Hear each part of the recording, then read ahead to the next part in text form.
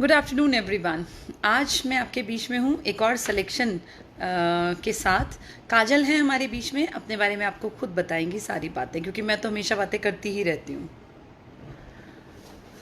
काजल बताओ। मैं काजल हूँ, कतलपुर गांव से हूँ। और कहाँ पड़ेगा बेटा ये गाँव? मैम ये सोनीपत का ही गांव है। सोनीपत के ही, हमारे हरियाणा के गाँव से। नारिक से 2 किलोमीटर। अच्छा, किस चीज़ में सिलेक्शन हुआ काजल? मैम एनडीए में एज ए क्लर्क। एनडीए में एज क्लर्क तुमने ज्वाइन किया है। तो एनडीए के बारे में जानती थी तुम पहले कुछ? मैम मोस्टली मतलब यही पता था, एनडीए में कैडेट्स जाते हैं और लेफ्टिनेंट, ये इसी के लिए मेरे को पता नहीं था कि हाँ, ऐसे मतलब नॉर्मल क्लर्क भी लग सकते हैं, ये नहीं पता था। तो ये फॉर्म कैसे भरा फिर तुमने? ये मैम हम जैसे आपने बोल रखा है कोई भी फॉर्म आए तो सारे उसको- भरो। हाँ। हाँ। तो लास्ट ईयर जब ये वैकेंसी आई, लास्ट ईयर हाँ शायद दिसंबर में ये वैकेंसी आई थी, तो मैंने अप्लाई किया था। और फिर फेब में एग्ज़ाम हुआ, साथ में 1-2 दिन बाद टाइपिंग हुई थी। अच्छा। और फिर मार्च में मेरा रिजल्ट आया। तो तुम कितने दिन पढ़ी काजल हमारे पास? मैम मैं कोरोना टाइम से अब तक कंटिन्यूसली पढ़ रही हूँ। मतलब लगभग तुम 2-2.5 साल से लगातार मेहनत कर रही थी। जब तुम आई तब तुम्हें लगा था कि नौकरी मिलना इतना आसान है कि पढ़ेंगे और मिल जाएगी? मैम ये श्योरिटी थी कि अगर पढ़ेंगे तो ज़रूर मिलेगी। मतलब ऐसा कुछ नहीं है कि बस ऐसे ही घूमते फिरते रहेंगे तो हो जाएगा, ऐसा कुछ नहीं था। हाँ, ये था कि पढ़ना पड़ेगा। पढ़ना पड़ेगा। तो 2-2.5 साल तुमने मेहनत की खूब। आज तुम कहाँ पोस्टेड हो? Ma'am Khadakwasla Pune ma'am. Khadakwasla Pune, NDA. NDA अपनी नेशनल डिफेंस एकेडमी ना, वहाँ पे हो तो बड़ा अच्छा माहौल है। क्या एनडीए का ये दिया है चेंज आया? मेरे को। अच्छा, घड़ी। ये देखिए। जैसे सब लोग जो है घड़ी लेने जाते हैं तो हाँ, इसमें ये दे- परिमल दे- सर को इस लड़की ने जो है गिफ्ट दिया है, और आप इस पे देख सकते हैं एनडीए जो है लिखा हुआ है। सेवा और- परमो धर्म। हाँ, सेवा परमो धर्म, ये उनका सिंबल है। और ये बहुत खूबसूरत 2 पेन हैं घड़ी के साथ। ऐसा पहली बार हुआ कि हमें घड़ी मिली है, नहीं तो हम हमेशा घड़ी देते हैं। तो ये हमारे लिए भी अच्छी बात है कि हमारी एक स्टूडेंट जो है वो एनडीए में क्लरिकल पोस्ट पे पहुंच गई। तो तुमने क्या क्या पढ़ा काजल, क्या क्या आया था इस पेपर में? बहुत कम लोग हैं जो एनडीए में क्लर्क लगने के बारे में जानते भी हों। शायद दुनिया सोचती है कि एनडीए का मतलब सिर्फ कैडेट्स या इस तरह के लड़के हैं जो कि 12वीं के बाद बहुत मेहनत करते हैं और पेपर देते हैं, उनका हो जाता है। लेकिन वहाँ क्लरिकल काम भी है। तो किस तरह का कामकाज होता है तुम्हारा? मैम मैं वहाँ एजुकेशन डिपार्टमेंट में हूँ। अच्छा, वहाँ पे क्योंकि बहुत सारे लड़के वहाँ पढ़ते भी हैं ना आफ्टर 12th। मैम वो वहाँ सभी कैडेट्स की ट्रेनिंग फिजिकली भी होती है और एकेडमिक भी होती है। एकेडमिक ट्रेनिंग भी होती है। Yes, ma'am. अच्छा, तो तो तुम उसमें फिर तुम्हें डाटा और ये सब फीड करना पड़ता है? हाँ मैम, जो कैडेट से रिलेटेड जो भी। अच्छा, उनके मार्क्स Yes, और ये ma'am. सब मेंटेन करना। Yes, ma'am. अच्छा, तो क्लरिकल डिपार्टमेंट इनका बहुत बड़ा तो शायद नहीं होगा? नहीं मैम, अपने डिपार्टमेंट में क्लर्क अभी मैं ही हूँ बस। अच्छा, अभी तुम ही हो क्लर्क। तो क्योंकि उतने तो बहुत ज़्यादा तो लोग पढ़ते भी नहीं है ना, वो जो कैडेट्स होंगे बस वही पढ़ते होंगे वहाँ। कैसा अनुभव रहा तुम हरियाणा से निकल के और एनडीए खड़गवासला में पहुँची, तो क्या चेंज तुमने फील किया? मैम बहुत अच्छा लगा मेरे को। बहुत अच्छा लगा। मतलब जैसे यहाँ मेरे पेरेंट्स काफ़ी अच्छे हैं। मतलब ऐसा कुछ नहीं है कि लड़की है बाहर नहीं जाना, ऐसा कुछ। ऐसा मतलब हमेशा से उन्होंने मेरे को ऐसी फ्रीडम दी कि मैं पढ़ूँ और जाऊँ कहीं भी कुछ भी करूँ। कितनी एज है तुम्हारी काजल? मैम 21 प्लस में मैंने गवर्नमेंट जॉब। 21 प्लस में, छोटी सी एज में तुमने गवर्नमेंट जॉब हासिल कर ली। तो इसमें बहुत बड़ा योगदान बेटा तुम्हारे पिताजी का भी होगा, क्योंकि बेटी को पढ़ने ना दे तो कैसे आगे निकलेंगे वो। अब जब तुम घर से गई बाहर, तुम अपने घर में सबसे बड़ी हो, यस मैम। तो पहली ऐसी नौकरी है जो शहर से बाहर जाना पड़ा, इनफैक्ट राज्य से बाहर जाना पड़ा।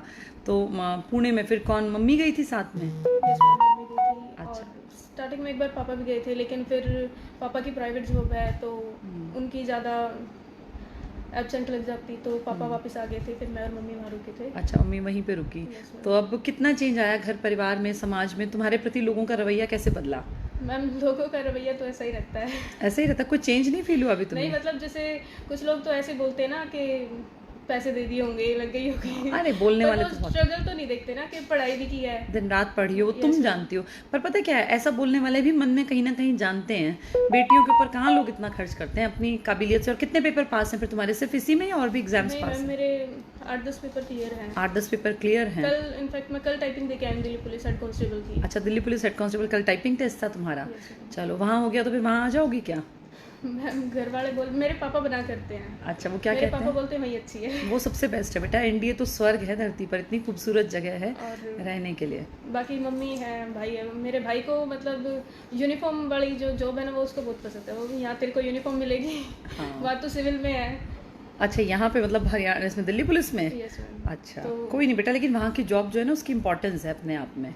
चलो कोई मैसेज दो काजल, 21 साल में तुम सरकारी नौकरी पे हो और बहुत सारी लड़कियाँ 21 साल में गलत चीज़ों में इन्वॉल्व हैं। पेरेंट्स जो हैं भेजते हैं विश्वास करके, फिर भी यहाँ तक नहीं आती हैं तो भी बंक कर जाती हैं। सब जानते हैं पढ़ाई लिखाई की तरफ से बच्चों का एक रुझान कम सा है। अब की जो युवा पीढ़ी है फ़ोन में ज़्यादा टाइम स्पेंड कर रही है, गलत चीज़ों की तरफ ज़्यादा जा रही है, नशे की तरफ तो खासकर। तो एक मैसेज दो बेटा अच्छा सा। मैम मैं यही मैसेज दूंगी कि सबसे पहले अपना करियर है, उसके बाद सब कुछ है। और नशा और ये सारी चीज़ तो मतलब मैं कभी ऐसा स्टेटस भी नहीं लगाती, और जो ऐसे लगाते हैं उनका हाइड कर देती हूँ। बिल्कुल ठीक जो है। नशे से रिलेटेड या ऐसे कुछ स्टेटस लगाते हैं, हाँ, तो ये इन चीज़ों के तो मैं बिल्कुल अगेंस्ट हूँ। ऐसा मतलब नहीं होना चाहिए। सबसे पहले अपना करियर देखना चाहिए, अपने पेरेंट्स की जो कंडीशन है वो देखनी चाहिए। मेरा बैकग्राउंड मतलब ऐसा कोई ये नहीं रहा कि मतलब बहुत अच्छा, ऐसा कुछ नहीं था। बहुत ज़्यादा स्ट्रगल मेरी मम्मी ने पापा ने किया है। एक टाइम तो ऐसा था सिलाई मतलब करती थी इसकी मम्मी। जैसे मतलब बस बहुत हार्ड, एक बहुत टफ टाइम देखा है। 1-2-3 साल तो बीच में बहुत ज़्यादा मम्मी ने उस टाइम पे बहुत ज़्यादा स्ट्रगल किया है। और हर किसी से कुछ ना कुछ सुनना, फिर बिना मतलब उनकी केयर किए सिर्फ हमारे ऊपर फोकस रखना, तो ऐसा एक टफ टाइम था पूरी फैमिली के लिए। Yes ma'am.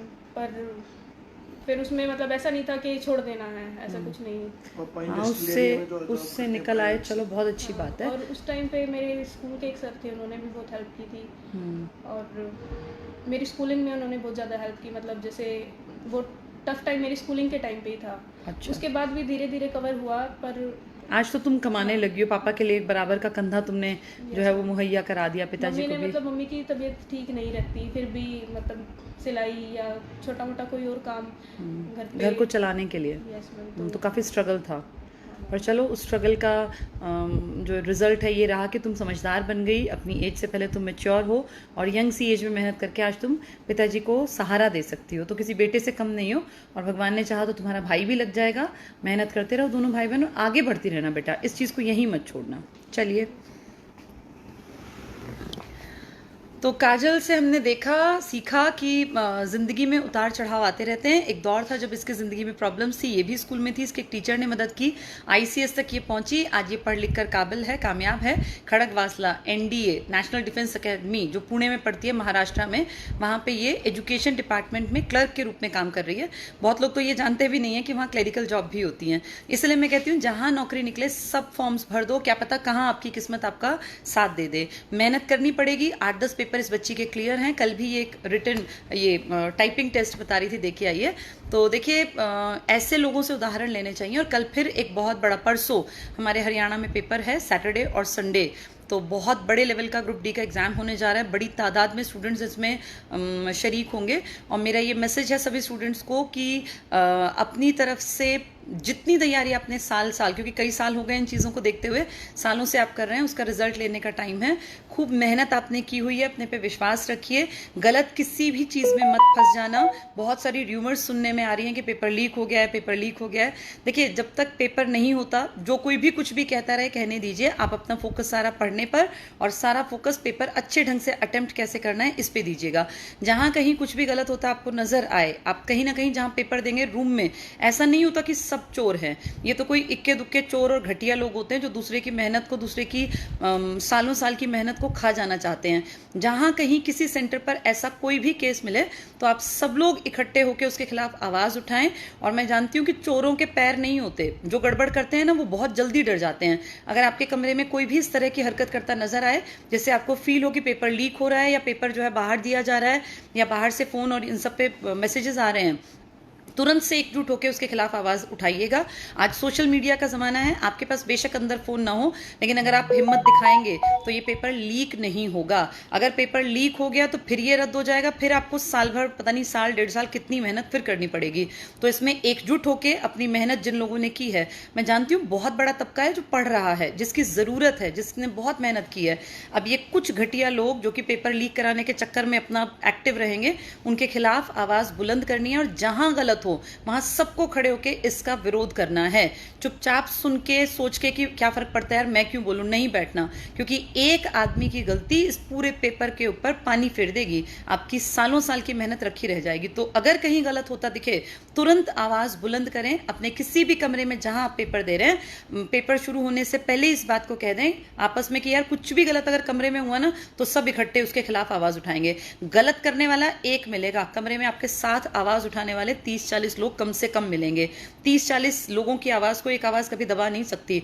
इसीलिए अपनी जिन्होंने मेहनत की है उस मेहनत का फल अब खाने का टाइम आएगा, उस मेहनत का फल मिलेगा तुम्हें, पर गलत नहीं होने देना है। चलिए चलते चलते परिमल सर भी मैसेज देंगे। बेटा एक तो जो है चीनू सोलंकी जी कोई हैं कि पूछ रहे हैं कि आप ग्रेजुएशन करके जो है आई थी ICS में या 12th पास करके? मेरी क्लास 12th पास करते ही आ गई थी। अच्छा, सबसे अच्छा क्या लगा तुम्हें ICS में? सर सबसे बढ़िया आपकी मोटिवेशन बात है। सबसे खराब क्या लगा? सबसे खराब तो ऐसा कुछ मतलब देखा ही नहीं कि ये सबसे खराब है। अच्छा, सब चीज़ें ठीक थी। चलो बेटा, बहुत बहुत शुभकामनाएं। और एक अच्छी लाइफ तुम्हें मिली है, उसके लिए तुमने स्ट्रगल किया है, सारा काम तुम लोगों को सही मिला है, तो बहुत बहुत शुभकामनाएं बेटा। और सभी लोगों को जो है मेरी तरफ से शुभकामनाएं। ग्रुप डी का पेपर है कल और परसों, परसों और तरसों जो है सैटरडे संडे, तो सभी लोग अच्छे तरीके से आप लोग जो अपना पेपर दें, बिना टेंशन के पेपर दें। जो इस प्रकार की अफवाहें फैल रही ना, बहुत सारे लोगों ने मेरे पास भी भेजा था 8 लाख मांग रहे हैं, 10 लाख मांग रहे हैं। मैंने कहा एक का नंबर दो, कौन मांग रहा है, किसको दिया जा रहा है, और अगर ऐसा कोई भी है तो मैंने नंबर आप लोगों को दे रखा है, तो मुझे बता दीजिए, ICS के नंबर पर बता दीजिए, नहीं तो 112 नंबर पर कॉल करके बता दीजिए। आप जो है जानकारी, आज सोशल मीडिया का ज़माना, वीडियो बना करके उसको वायरल कर दीजिए। तो हर जगह पर जो है ये गलत काम से बिल्कुल डरते हैं लोग। और सरकार और मुख्यमंत्री जी की जो है जैसे सारी इज्जत इसी बात के ऊपर टिकी हुई है। HSSC की बहुत ज़्यादा किरकिरी हुई थी, मुख्यमंत्री जी की बहुत ज़्यादा किरकिरी हुई थी। HSSC ग्रुप C का जो 56 और 57 ग्रुप का जो वो था एग्ज़ाम था, जो रिपीट हो गया था, उसके चलते, और पेपर लीक नहीं था तब भी, और पेपर बिल्कुल सही तरीके से हुआ था, अब भी सही तरीके से होगा। मेरी सब लोगों के साथ शुभकामनाएं हैं। आप सभी लोग आराम से पेपर देते रहिए और मुस्कुराते रहिए, पढ़ते रहिए। कल रेस्ट मारिए, ज़्यादा टेंशन ना लेना। पेपर जिन लोगों ने अच्छी तैयारी कर रखी है उसका ज़रूर पास होगा। बहुत बहुत शुभकामनाएं।